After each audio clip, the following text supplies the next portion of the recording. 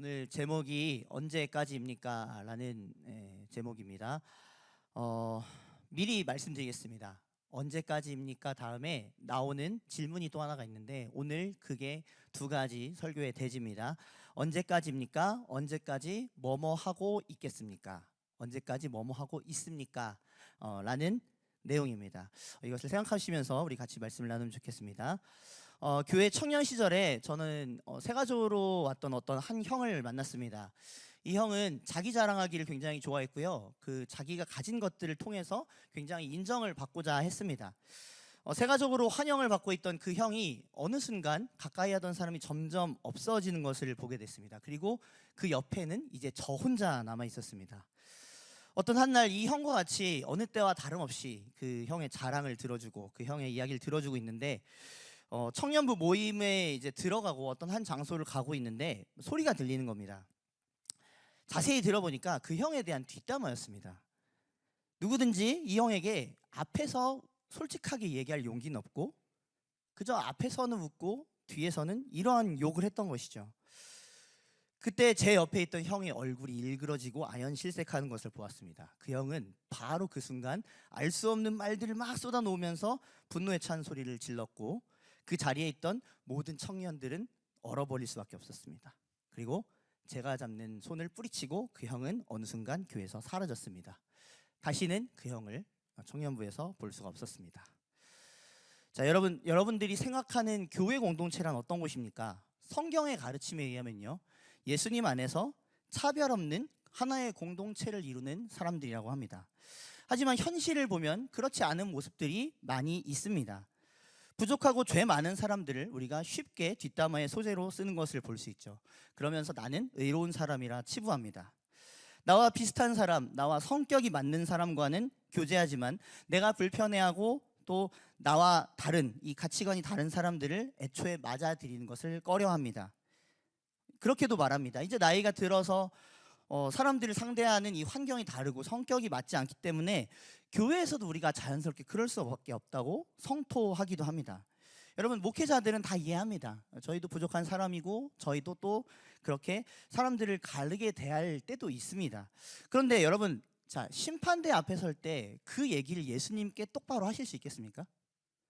예수님께서도 그런 죄인들은 내가 본 것처럼 똑같이 싫어하실 것이다, 그렇게 예수님께서도 그렇게 하실 거니까 나도 그렇게 하겠다, 여러분 그렇게 감히 말씀드리실 수 있겠습니까? 여러분, 그런 기준으로 가족과 목원들도 생각해 보겠습니다. 여전히 그들이 나에게 맞지 않기 때문에, 나의 심기를 건드리고 잘못하고 있기 때문에 용서조차 하지 않고 그들을 향해 용서의 기도조차 하지 않는다고 여러분 자신 있게 말할 수 있겠습니까?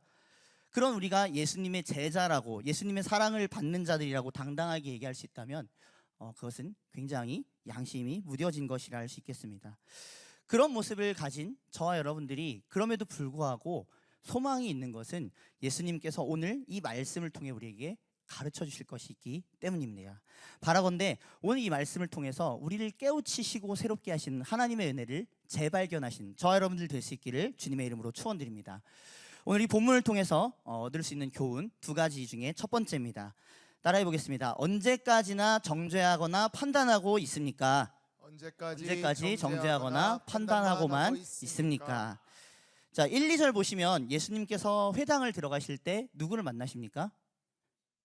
한쪽 손 마른 사람을 보시게 됩니다.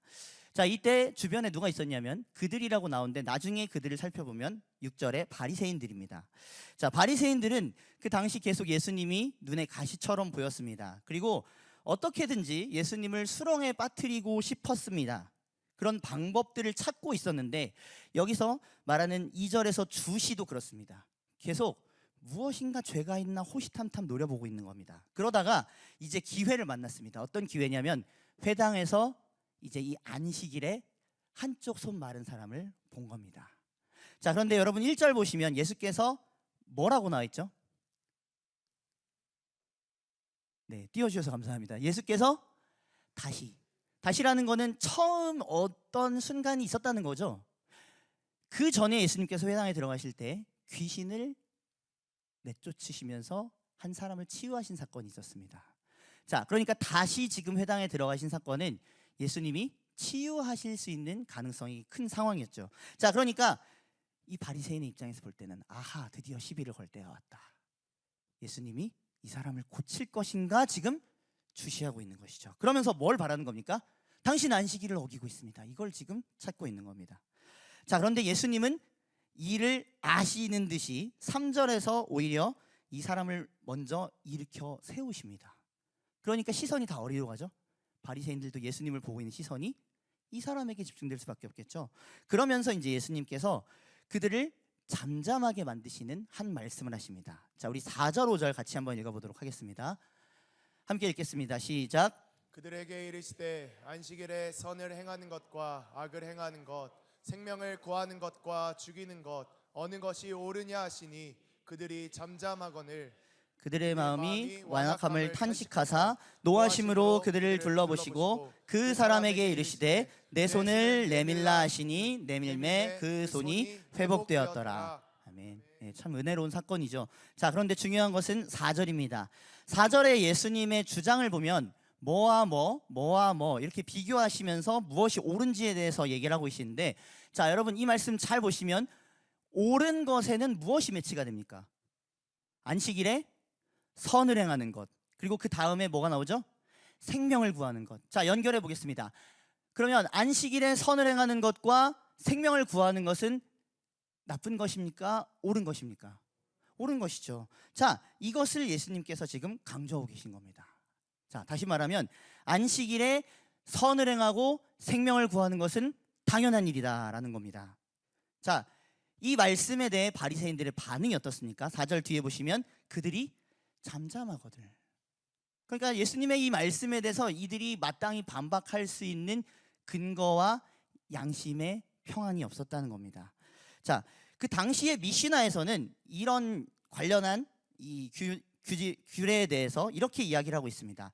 사람이 목에 고통이 있으면 안식일에 약을 어때도 된다고요? 투약해도 된다고요. 그러니까 안식일에 아무 일도 하지 않아도 된다가 아니었다는 거죠. 자, 그리고 생명이 위기에 처해 있을지도 모르기 때문에 그것을 해야 되는데, 자, 그래서 심지어는 분만할 때 옆에서 도와주는 것도 가능했다고 합니다. 자, 그 다음에 생명이 경각에 달려있다고 생각하면 뭐가 안식일보다 우선된다고요? 치유가 안식일보다 우선된다는 겁니다. 자, 그럼 질문 드리겠습니다. 여러분, 손 마른 것이 생명과 관련이 있을까요?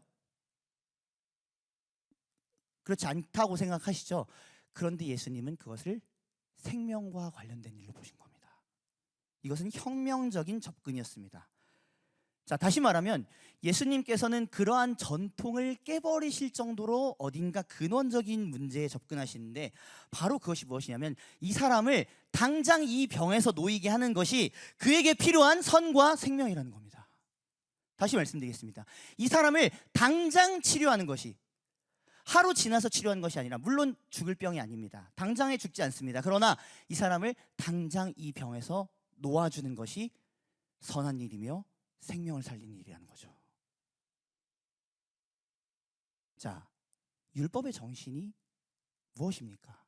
하나님 사랑과 이웃 사랑이죠.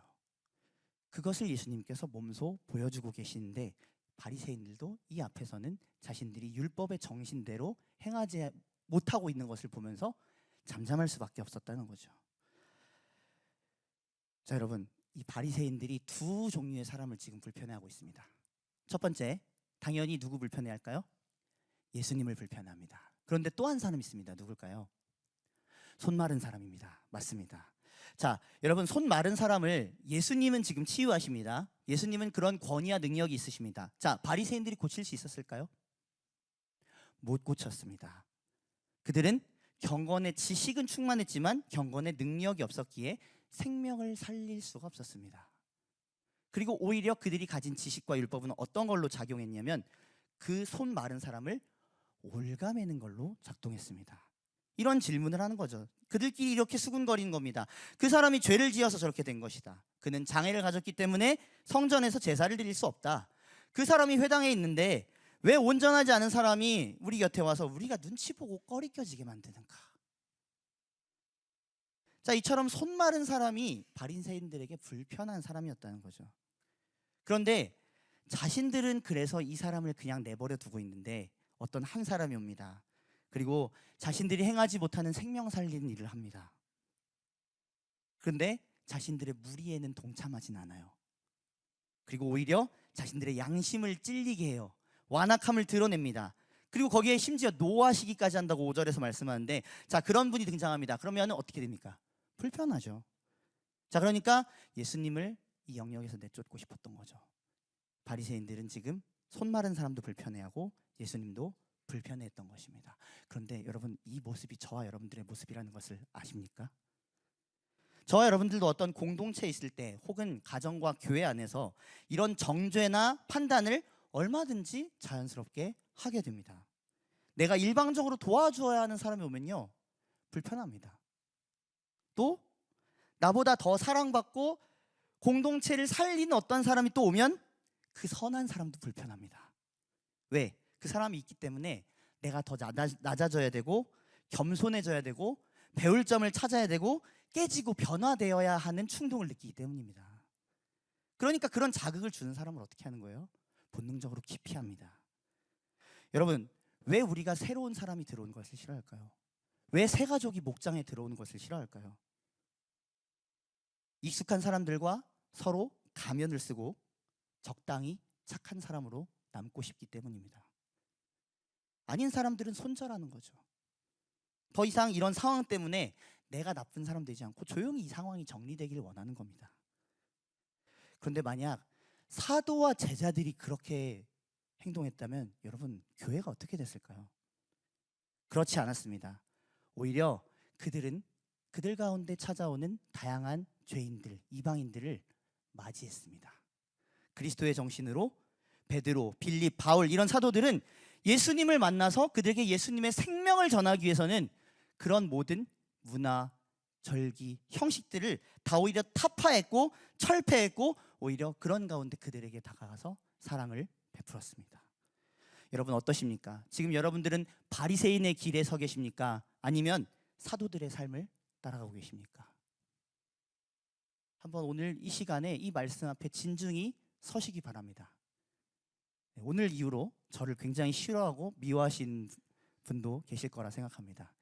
다 이해하겠습니다. 중요한 것은 저도 마찬가지입니다. 저도 기도하면서 올라왔지만 하나님, 내가 오늘 이 말씀 앞에 겸손하게 설 수 있게 해주십시오. 여러분들도 그런 마음이셨으면 좋겠습니다. 중요한 것은 바리새인과 같은 우리를 하나님께서는 사도 같은 자들로 부르셨다는 것이고 그렇게 변화시켜 주실 것이라는 사실, 우리가 이것을 기억하며 나아갔으면 좋겠습니다. 그래서 여러분 5절에서 보시면 예수님께서는 바리새인의 완악한 태도에 대해서 노하시기도 하지만 그 앞에 뭐가 나 있죠? 탄식하십니다. 이 탄식이라는 것은요, 예수님께서 그들의 처지를 불쌍히 여기셨다는 겁니다. 바리새인들이 그런 죄악 가운데 있을 때 너는 이제 지옥의 땔감이다라고 선언하지 않으시고 그들도 회개할 기회를 주셨다는 겁니다. 예수님의 십자가는 죄인들을 위한 십자가요, 회개하는 바리새인들을 위한 십자가이기도 합니다. 저와 여러분들도 그러니 가능성이 있습니다.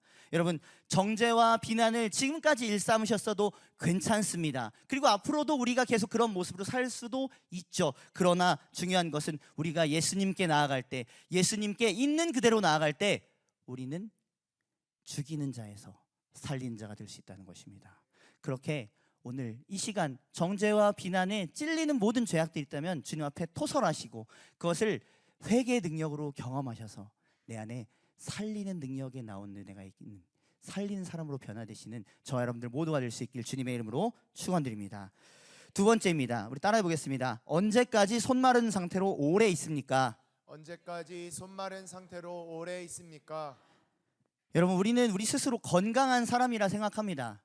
그러니까 이 자리에 오셨겠죠. 하지만 사실 저와 여러분들도 한편으로는 바리새인이지만 한편으로 동시에 손 마른 사람이라는 것을 기억해야 합니다. 여기서 손 마른 사람에 대해서 어떤 외경에서는 그가 왕년에 석수였을 것이라고 말합니다. 공업을 행하는 그런 사람이었겠죠. 그런데 그가 산업재해로 오른손이 마비되었을 것이라 이렇게 외경에서 말하고 있고요. 또 어떤 학자는 소아마비나 뇌졸중처럼 어떤 선천적이나 후천적인 영향으로 갑자기 이 사람이 그렇게 됐을 것이다 짐작하기도 합니다. 중요한 것은 그는 어쨌든 정상적으로 생활할 수가 없었던 사람이었다는 거죠. 자, 질문 드리겠습니다. 그런 사람이라 하더라도 사람입니까? 아니면 짐승입니까? 사람이죠. 사람이라면 살아야 합니다. 사람이라면 육체만 산 것이 아니라 정신적이고 관계적이고 영적인 부분도 살아야 합니다. 여러분, 근데 이것이 깨질 때가 있습니다. 어떨 때일까요? 바로 육신이 아프고 병들 때입니다. 길고 긴 아픔 가운데 지금도 병상에 앉아 치유를 기다리는 그 성도님들, 이것이 언제 끝날지 몰라서 하루하루 간구하면서 하나님 오늘 고쳐주십시오, 오늘 고쳐주십시오, 속히 고쳐주십시오 하는데, 그런데 그것이 되지 않습니다. 매일 기다리지만 여전히 그것이 이어집니다. 자, 그것도 힘들죠. 그것도 너무나도 힘들 것입니다. 그런데 더 큰 문제는 뭐냐면 육체적인 이 고립이 정신적이고 영적인 고립을 가져온다는 겁니다. 소외와 고독이 더 아프다는 것을 나중에 경험한다는 거죠. 한쪽 손 마른 사람도 우리가 이것을 가지고 접근하며 생각해 보겠습니다. 여러분, 이 사람이 어떤 사람이었겠습니까? 한쪽 손이 마르는 장애가 있는데 사람들이 그를 어떻게 생각하냐면 율법의 기준대로 생각할 때 병자나 장애가 있는 사람들은 그 당시에 성전에 들어갈 수가 없었습니다. 완전한 사람이 아니었던 것이죠. 자, 그러니까 그는 예배를 드리는 영적인 회복이 이루어질 수가 없습니다. 그리고 정신적으로도 사람들이 자신과 친하려 들지 않죠. 왜? 이득을 얻을 수 없으니까. 또 생활적으로도 어떨까요? 이 사람이 한쪽 손이 말랐기 때문에 일을 하는 것이 당연히 되지 않았겠죠. 그러니까 근근히 자신의 생계를 위해 구걸하는 최후의 선택을 할 수밖에 없던 사람이었을 것입니다. 사람들은 그 사람을 대하면서 계속 이렇게 얘기를 했겠죠. 저 사람이 자기의 죄 때문에 저렇게 사는 거다. 가난은 나란 일도 구제할 수 없고 질병은 본인이 잘못해서 잘못 태어나서 출신이 그릇돼서 그런 것이다라고 정죄하고 비난합니다. 공감하거나 그 사람의 삶에 관심을 갖지 않는 거죠. 그저 우리 주변에 아유 귀찮은 사람이 또 늘었구나라고 우리가 여긴다는 겁니다. 자, 그렇게 전인적 소외와 고독 한가운데 그렇게 누구도 알아주지 않던 자신을 누가 이제 보기 시작하십니까? 1절에 예수님께서 손 마른 사람을 보십니다. 그리고 한가운데 일어서서 주목시켜 주시고 그를 향해서 뭘 선언하십니까? 치유를 선언하시죠. 내 손을 내밀라. 그리고 어떻게 되었습니까? 손을 내밀매 회복되었더라.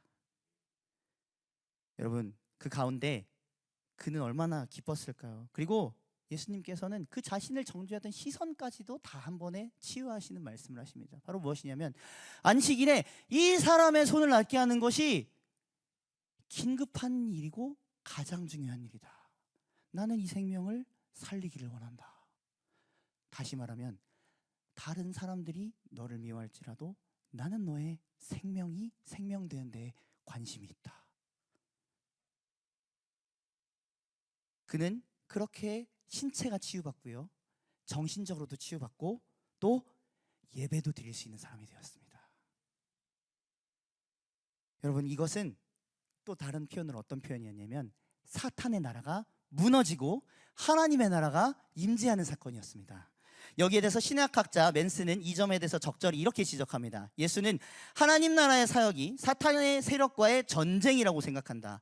모든 치유는 뭐예요? 하나님 나라의 최고의 적을 향한 일격이다. 자, 그런데 그 다음에 사탄은 뭘 지키잖아요? 안식일을 지키잖아요. 일주일 내내 일을 합니다. 자, 그러니까 사탄에 대한 이 영적 전쟁은 6일 동안만이 아니라 언제도 계속돼야 된다고요? 우리로 치면 주일에도 계속돼야 된다는 겁니다. 주일에도 생명을 살리는 일을 해야 된다는 겁니다. 여러분, 이것이 예수님의 생각이셨어요. 그런데 바리새인들은 어떻습니까? 단지 안식일이라는 그 이유로 아무것도 하지 않아야 된다는 근거에 계명을 만들어 놓고 치유를 통한 하나님 나라의 확장을 원하지 않고 그저 안식일 규정만 의롭게 앞세우고 있습니다. 여러분, 그러면 지금 이 사람들은 어떤 세력입니까? 방금 이야기한 이 학자의 주석에 의하면 이 지금 바리새인은 어떤 사람이에요? 사탄의 세력인 겁니다. 사단 나라 확장의 앞잡이인 거예요. 여러분, 그러니까 이런 마음을 가지고 계시다면 여러분들 지금 누구의 나라에 동참하고 계신 겁니까?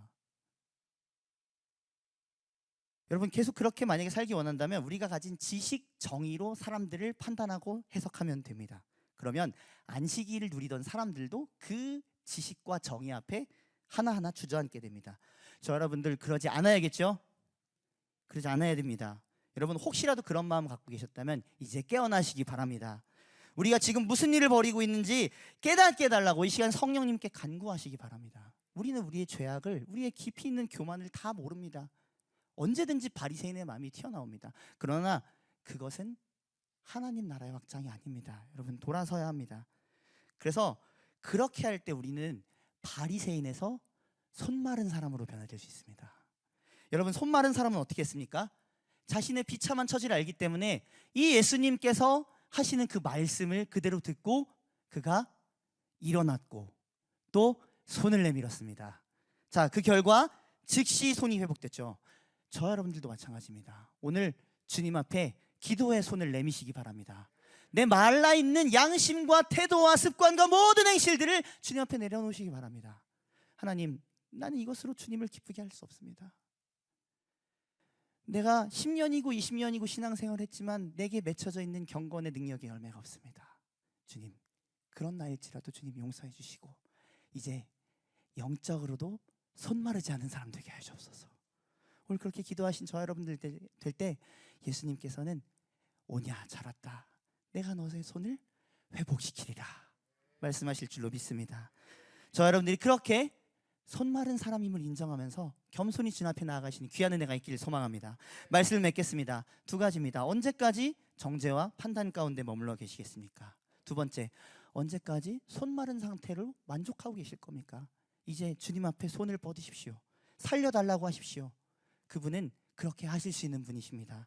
그럴 때 바리새인과 같은 우리의 완악한 마음도, 손마른 사람과 같던 그런 우리의 전인적인 연약한 심령도 주님 앞에서 온전히 회복될 줄로 믿습니다. 그렇게 겸손하고 용기 있게 전심으로 주님 앞에 나아가시는 저 여러분들 모두가 될 수 있기를 주님의 이름으로 축원드립니다.